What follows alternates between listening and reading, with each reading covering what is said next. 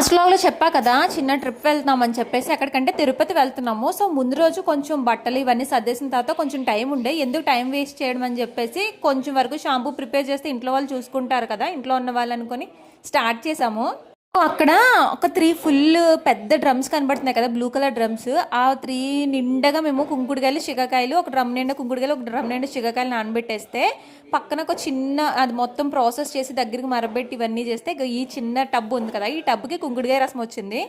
ఈ రసం కన్నా ముందు ఒక జెల్ల చూపించాను కదా, అదేంటంటే ఫ్లాక్స్ సీడ్స్ ఫెనిగ్రీకు 2 మరగబెట్టి తీసిన జెల్, దానిలో కుంకుడుకాయ రసం వేసి మిక్సీ చేస్తానమాట. నెక్స్ట్ ప్రాసెస్ ఏంటంటే ఇందాక మనం ఫుల్ డబ్బా నిండా కుంకుడుకాయలు చిక్కగా నానబెడితే వచ్చిన ఈ రసం ఉంది కదా, దీన్ని మళ్ళీ మనం ప్రాసెస్ చేయాలంట, మరిగించాలి ఒక జెల్ లాగా.